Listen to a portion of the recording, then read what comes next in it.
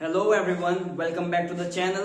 अगर last part में आपको याद होगा तो हमने कंक्लूड किया था उसको विद सिंपल एवरेज मेथड। अब यहाँ पे हम स्टार्ट करने वाले हैं, इस पार्ट में स्टार्ट कर रहे हैं हम वेटेड एवरेज मेथड से। तो वेटेड एवरेज मेथड सिंपल है, बस 3 स्टेप्स कैलकुलेशन है। सबसे पहली स्टेप है कैलकुलेट करना है नॉर्मल प्रॉफिट। नॉर्मल प्रॉफिट जैसा हमने एवरेज मेथड में किए थे सेम उसी तरीके से, यानी कि एडजस्टमेंट्स के बाद जो प्रॉफिट हमने कैलकुलेट किए थे नॉर्मल प्रॉफिट उसी तरीके से सेम मेथड से ही वो भी कैलकुलेट होगा। सेकेंड स्टेप है इसकी select the weight to be assign to each year profit. इसके बाद हमें हर साल के प्रॉफिट को कुछ ना कुछ वेट असाइन करना पड़ेगा, and step 3 is calculate weighted average profit. अब स्टेप 3 में ही एक्चुअल प्रॉफिट कैलकुलेट होगा, जिसका फॉर्मूला है टोटल ऑफ वेटेड प्रॉफिट, यानी वेट इनटू जो भी आपका प्रॉफिट आया था नॉर्मल प्रॉफिट उसका कैलकुलेशन टोटल निकालेंगे एंड देन उसको डिवाइड करेंगे टोटल ऑफ वेट से। एक एग्जांपल देखते हैं बेस्ड। सपोज 2019 का हमारा प्रॉफिट है 10,000, 2020 का है 20,000, 2021 का है 30,000। This is normal profit. अब हम स्टेप 2 बोलते हैं इनको एक कुछ ना कुछ वेट्स असाइन करना है, हमें कुछ ना कुछ वेट असाइन करना है। तो मैं यहां पे वेट असाइन करता हूं 3, 2 एंड 1, ठीक है। इसके बाद हमें निकालना है total of weighted profit, WP। Weighted profit क्या होगा इसमें, वेटेड प्रॉफिट्स निकालेंगे इसके बाद हम थर्ड में। This will B normal profit into wait. तो 10,000 into 3, this will be 30,000, 20,000 into 2, 40,000, and 30,000 into 1, 30,000. So total of weighted profit is rupees 1 lakh, and total of weight is 3 plus 2 plus 1, that is 6. So the weighted average profit will be total of weighted profit that is rupees 1 lakh divided by total of weight that is 6. This will be 16,667 approx. यह आ गया हमारा weighted average profit. अब इस पे based एक question देख रहे हैं। हम देख रहे हैं question number 14, page number 3.30, book है TS Grewal, based on weighted average profit method. Read करते हैं। Raman and Daman are partners sharing profit in the ratio of 60:40 and for the last 4 years they have been getting annual salaries of 50,000 and 40,000 respectively। उनको salary मिल रही है 50,000 and 40,000 की annual salary.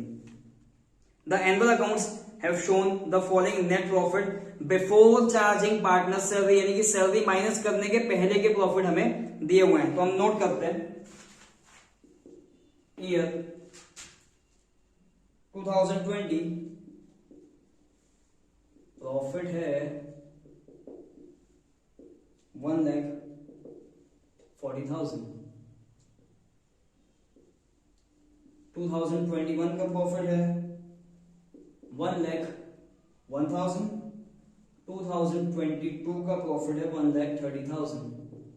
इसमें इसने बोला है कि आप ये है प्रॉफिट है बिफोर चार्जिंग सैलरी, तो इससे सैलरी अब हम चार्ज करेंगे। सैलरी कितनी दोनों पार्टनर्स की मिला के 50 प्लस 40 दैट इज 90,000 हम माइनस कर देंगे तीनों पार्टनर्स से।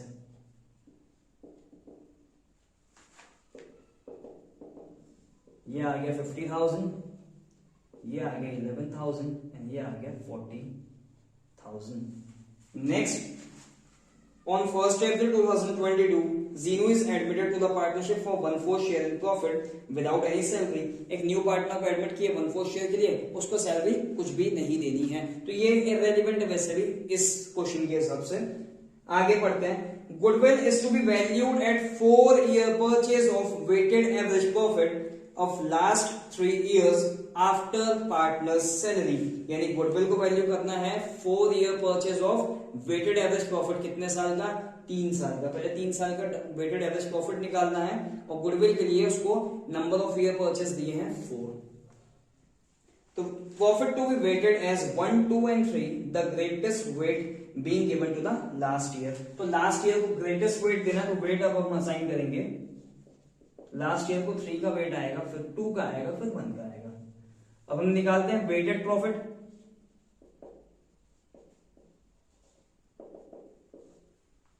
This is 50,000, this is 22,000 and this is 1,20,000। Total आ गया 1,92,000।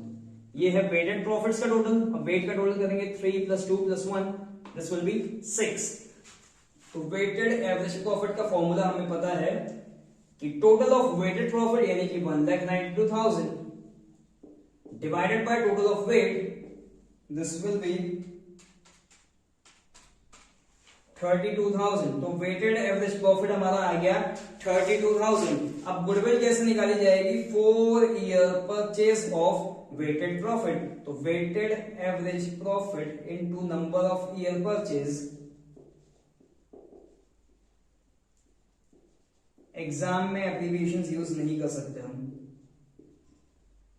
इनटू 4 दिया है हमारे क्वेश्चन में, तो दिस विल बी 1,28,000। इसे हम ऑल्टरनेटिवली भी सॉल्व कर सकते हैं, यानी कि 90,000 हमने शुरू में एक एक से माइनस किए थे ना कि सैलरी देनी है, तो हम पहले वेटेड प्रॉफिट भी निकाल सकते थे, उसमें से डायरेक्टली हम 90,000 माइनस कर सकते थे। देख लेते हैं उसको भी, इसी में ही चेंजेस कर देता हूं मैं। सपोज मैंने 90,000 यहां पे माइनस नहीं किया था, वेट असाइन कर दी था हमने वैसे ही, तो वेटेड प्रॉफिट यहां पे चेंज हो जाएंगे हमारे।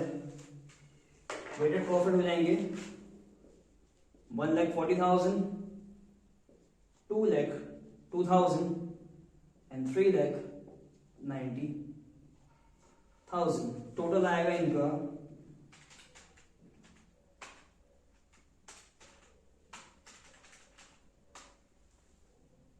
7,32,000। तो वेटेड एवरेज प्रॉफिट भी ऐसे ही निकालेंगे, सेम हो जाएगा 7,32,000 डिवाइडेड बाय 6,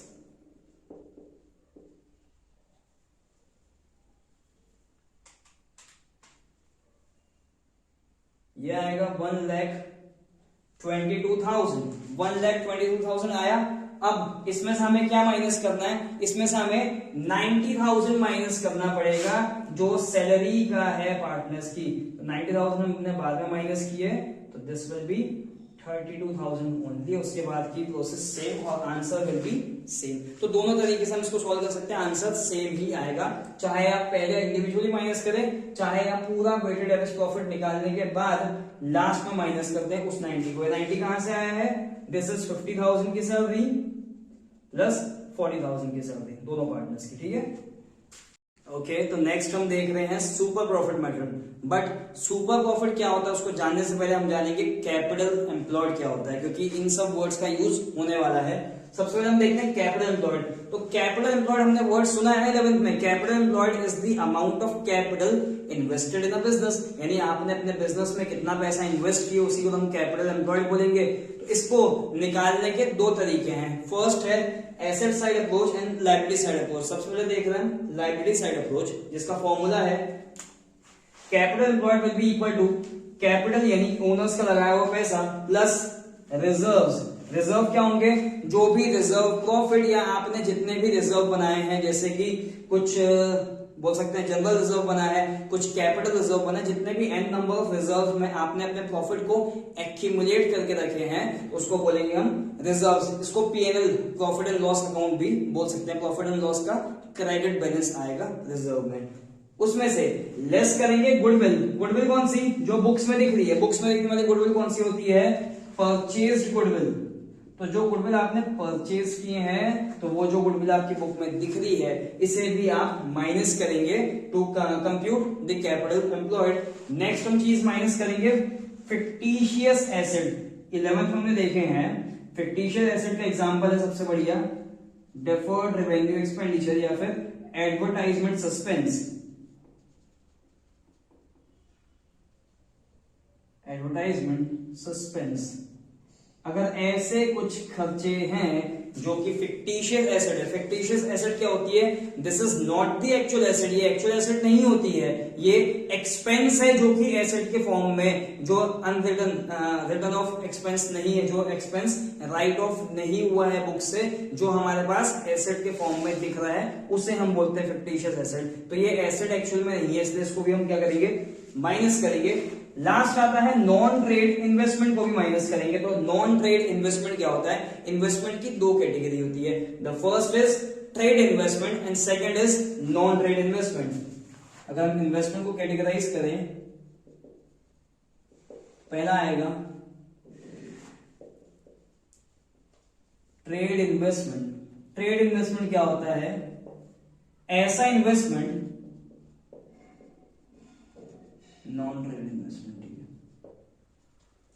ट्रेड इन्वेस्टमेंट की बात करें तो ट्रेड इन्वेस्टमेंट क्या होता है? एक ऐसा इन्वेस्टमेंट जो हमने हमारे बिजनेस को एक्सपांड करने के लिए किया है, यानी कि बिजनेस की फर्दरेंस के लिए किया है। बिजनेस को एक्सपांड करने के लिए जो हमने इन्वेस्टमेंट किया है उसको हम बोलेंगे ट्रेड इन्वेस्टमेंट। इसका एग्जांपल हो सकता है जैसे फ्रेंचाइज फीस दी जाती है, डीलरशिप की फीस हम शुरू में पे करते हैं सिक्योरिटी डिपॉजिट बोल के, तो वो पैसा आ सकता है ट्रेड इन्वेस्टमेंट, क्योंकि ये पर्टिकुलरली हमारे बिजनेस के लिए ही है।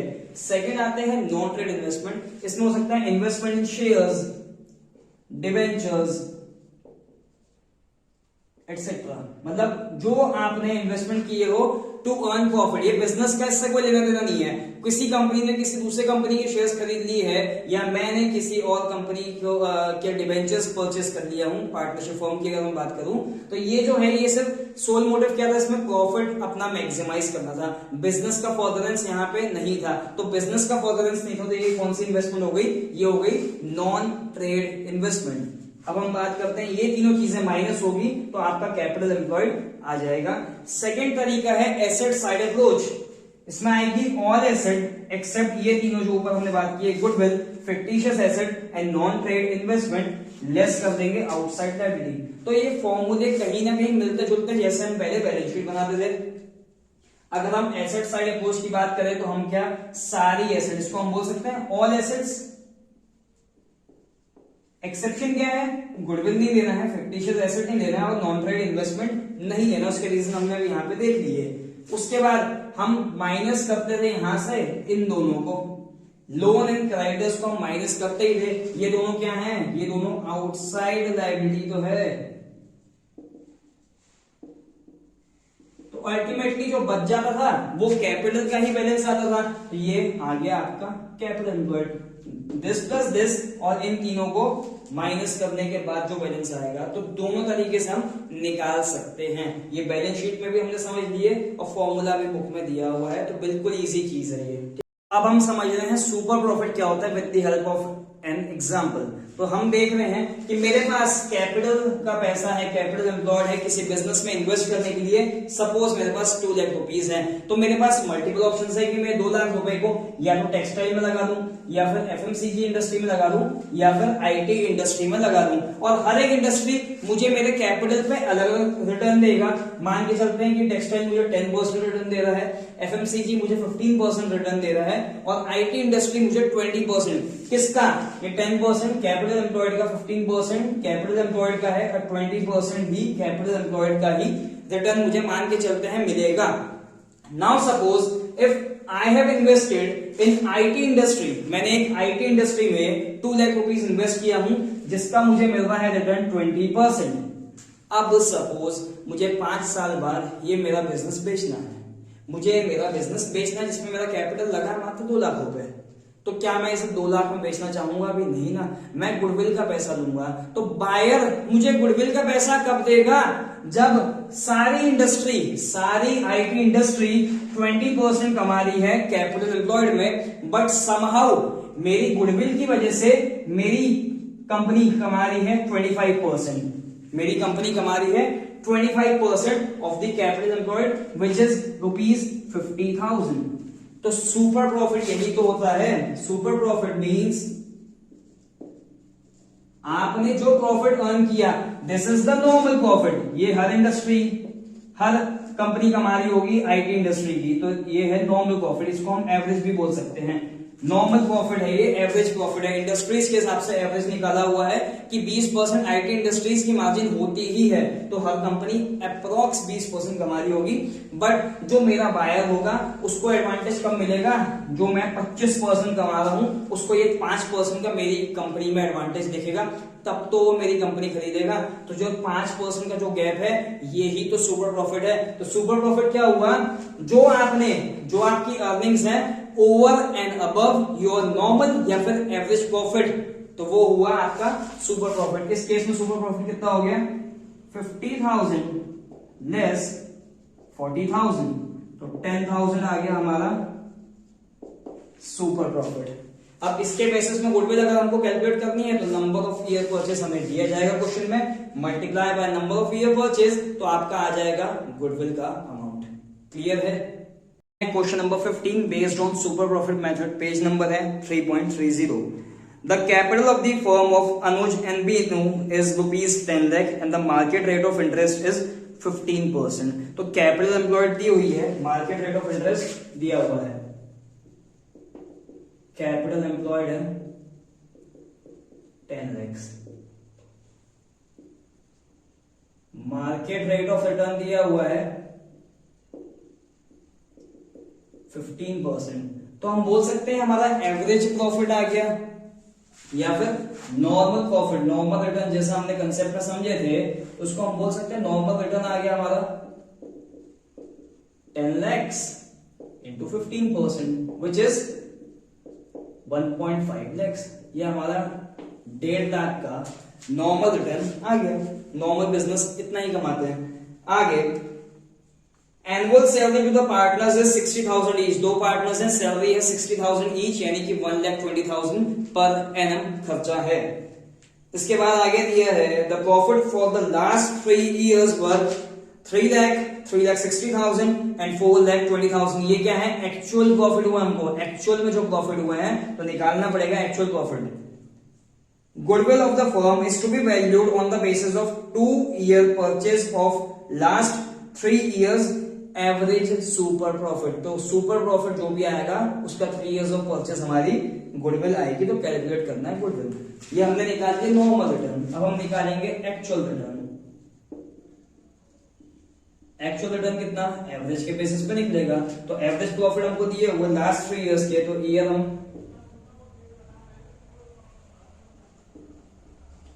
एवरेज प्रॉफिट बात अगर हम करें तो कितना कितना दिया हुआ हमको 3 lakh plus 3,60,000 plus 4,20,000 divided by 3,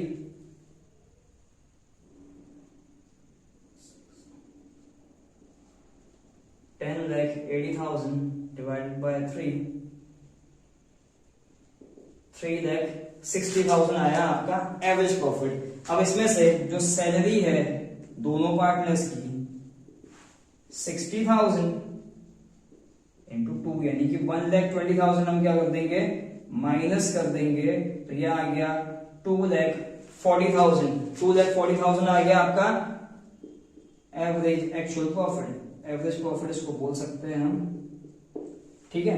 average profit है 2,40,000, नॉर्मल रिटर्न था सिमिलर बिजनेस में 1.5 lakhs। तो अब हम निकालेंगे सुपर प्रॉफिट। सुपर प्रॉफिट क्या था, हमने देखे थे ना कि नॉर्मल कमाई के ऊपर आपकी एक्चुअल कमाई कितनी हो रही है। तो नॉर्मल कमाई थी 1.5 लाख, एक्चुअल हमने कमा ली 2,40,000 रुपए। तो ये हो गया एक्चुअल प्रॉफिट या फिर average profit minus normal return. Actual profit हुआ हमको 2,40,000 का, लेस कर देंगे 1,50,000 का जो नॉर्मल रिटर्न था। This will be 90,000। Super profit आ गया हमारा 90,000 का सुपर प्रॉफिट आ गया। और गुडविल कितने पे वैल्यू करनी है, 2 years purchase of average super profit. तो goodwill will be super profit into number of year purchase. तो सुपर प्रॉफिट है 90,000 का, इंटू करेंगे 2, तो ये आ गया 1,80,000 की हमारी गुडविल आ गई है। क्लियर है? तो नेक्स्ट हम देख रहे हैं question number 21, page number 3.31, same topic पे बेस्ड है। On 1st April 2022, an existing firm had assets of rupees 75,000, including cash of rupees 5,000. ठीक है, assets दी हुई है एक फर्म की 75,000 की। Its creditors amounted to 5,000 on that date. Creditor दिए हुए हैं 5,000. The firm had a reserve of 10,000. While partners capital account showed a balance of rupees 6,000. तो दोनों तरीके से हम निकाल सकते हैं। सबसे पहले हम निकालते हैं कैपिटल एम्प्लॉयड हमारी कितनी आ सकती है। दो अप्रोचेस हैं, asset side and liability side. पहले हम एसेट साइड से निकालते हैं। तो एसेट दी हुई है हमें 75,000 इंक्लूडिंग कैश, लेस कर देंगे आउटसाइड लायबिलिटी ऑफ क्रेडिटर्स। कितने के क्रेडिटर्स हैं? 5,000 के क्रेडिटर्स। तो ये हो गई टोटल एसेट्स हमारी इंक्लूडिंग कैश। ये हो गई हमारी क्रेडिटर यानी कि आउटसाइड लायबिलिटी। ये आ गया आपका कैपिटल एम्प्लॉयड ऑफ रुपीज 70,000। अगर इसको दूसरे तरीके से देखें हम लायबिलिटी साइड से, तो हमारी कैपिटल दी हुई है फर्म की 60,000 की कैपिटल है, प्लस 10,000 के रिजर्व्स हैं, तो ये भी आ गया 70,000। इसमें से गुडविल, फिक्टिशियस एसेट, या फिर हमारा जो तीसरा था goodwill, fictitious assets and non trade investment, ये तीनों को हम माइनस नहीं करेंगे क्योंकि तीनों के कुछ भी ऐसा एडजस्टमेंट दिया ही नहीं हुआ क्वेश्चन में। दिया होता तो हम माइनस करते ना, कुछ दिया ही नहीं है इसलिए कुछ भी एडजस्टमेंट नहीं होगा। आगे लिखा है if normal rate of return is 20%, NRR, normal rate of return किसमें होता है बेटा? कैपिटल एम्प्लॉयड में होता है। तो NRR आपको दिया हुआ 20%, तो जल्दी से नॉर्मल प्रॉफिट निकाल लेंगे। नॉर्मल प्रॉफिट आएगा हमारा 70,000 का capital employed into 20%, which is 14,000 rupees का नॉर्मल प्रॉफिट आ गया। आगे लिखा है and goodwill of the firm is valued at 24,000। Goodwill खुद ही वैल्यू करके दे दिया है, तो गुडविल है 24,000। कैसे निकाली गई है? At 4 year purchase of super profit. Super profit पे 4 ईयर परचेज, यानी फॉर्मूला का मैं लिखूं तो मैं लिखूंगा एसपी इंटू 4 ईयर का परचेज इज इक्वल टू 24,000। फॉर्मूले के हिसाब से super profit is equal to 24,000 divided by 4 which will be 6,000। तो सुपर प्रॉफिट आपका आ गया 6,000। Find the average profit per year of the existing firm. तो आप हमें एवरेज प्रॉफिट निकालना है किसका? फर्म का। तो एवरेज प्रॉफिट का फॉर्मूला क्या था? सुपर प्रॉफिट की अगर बात करें हम, तो हम निकालते थे इसको average profit minus normal profit. हमारे पास सुपर प्रॉफिट तो आ गया 6,000 का, ये, और नॉर्मल प्रॉफिट भी हमने निकाल लिए 14,000 का। उससे एवरेज प्रॉफिट निकालना है तो निकल जाएगा ना, लेस नॉर्मल प्रॉफिट 14,000। तो एवरेज प्रॉफिट हमारा आ जाएगा 14,000 प्लस 6,000 विच इज 20,000। तो क्वेश्चन इजी है, बस कैलकुलेशन थोड़ा सा उल्टा था, बाकी क्वेश्चन तो काफी इजी है। हम देख रहे हैं क्वेश्चन नंबर 25, सेम टॉपिक पे है भी। Ayub and Amit are partners in a firm. They admit Jaspal into partnership with effect from 1st April 2022. They agreed to value goodwill at 3 years purchase of super profit method, for which they decided to average profit of last 5 year. 3 years purchase है and average कितने साल का निकालना है? 5 साल का average निकालना पड़ेगा। The profit for the last 5 years were, तो प्रॉफिट्स हमें दिए हुए हैं, चलो नोट करते हैं।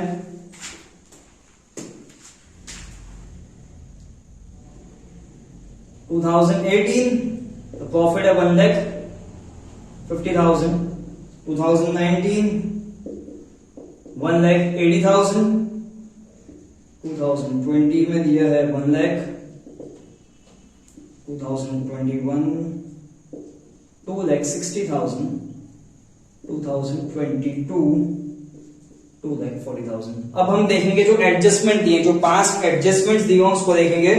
तो 2020 में लिखा है including abnormal loss of ₹1 lakh, यानी कि लॉस कटा हुआ है इससे, तब 1 लाख का प्रॉफिट है। और लॉस कौन सा है? एबनॉर्मल लॉस है, तो बार बार तो नहीं होगा ना, तो एड बैक कर देंगे, प्लस कर देंगे ₹1 लाख का लॉस 2020 में। 2021 में आते हैं including abnormal gain of 40,000, gain add हुआ है इसमें, एबनॉर्मल गेन ऐड हुआ है, तो गेन को माइनस कर देंगे to arrive at normal profit.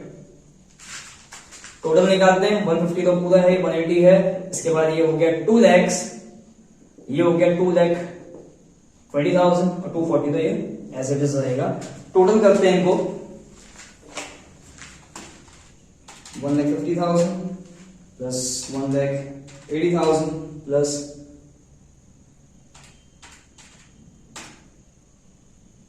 2,40,000, this is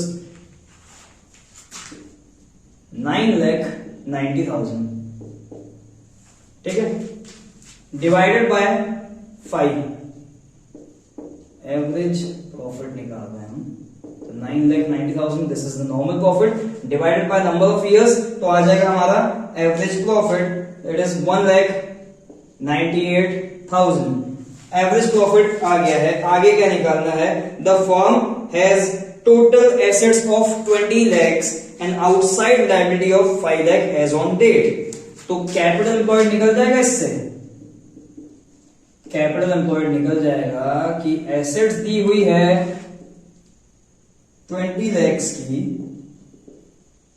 less कर देंगे आउटसाइड लायबिलिटी ऑफ 5 lakhs, तो कैपिटल एम्प्लॉयड आ गया आपका 15 lakhs। क्लियर? आगे लिखा है normal rate of return in similar business is 10%। तो एनआरआर किस पे रहेगा? एनआरआर दिया हुआ है 10% है, तो ये किस पे रहता है? कैपिटल एम्प्लॉयड पे। तो कैपिटल एम्प्लॉयड हमारा आया है 15 लाख का कैपिटल एम्प्लॉयड है, इंटू कर देंगे तो नॉर्मल प्रॉफिट हमारा आ जाएगा। नॉर्मल प्रॉफिट आ गया 15 लाख का capital employed into 10%, this will B 1,50,000 normal profit. आगे देख रहे हैं क्या निकालना है? Calculate the value of goodwill. Goodwill तो सेम जैसे निकालते हैं, सबसे पहले निकाल देंगे हम सुपर प्रॉफिट ना, सुपर प्रॉफिट के बेसिस पे 3 इयर्स की है ना, सबसे पहले हम निकालेंगे सुपर प्रॉफिट। तो सुपर प्रॉफिट आ गया, this is the actual profit या एवरेज प्रॉफिट, लेस करेंगे नॉर्मल प्रॉफिट, तो average profit less normal profit. Again बोल रहा हूं एब्रीविएशंस एग्जाम में यूज नहीं करने हैं, पूरा लिखना पड़ेगा। लेस करेंगे 1,50,000, तो आएगा 48,000 का सुपर प्रॉफिट। एंड गुडविल का कैलकुलेशन हमें दिया हुआ है, कितने इयर्स का परचेज है? 3 years purchase of super profit. Super profit into 3, this will B 1,44,000। तो आई होप आज के सारे क्वेश्चंस क्लियर हैं। And for more updates please channel के साथ जुड़े रहिए and do subscribe the channel.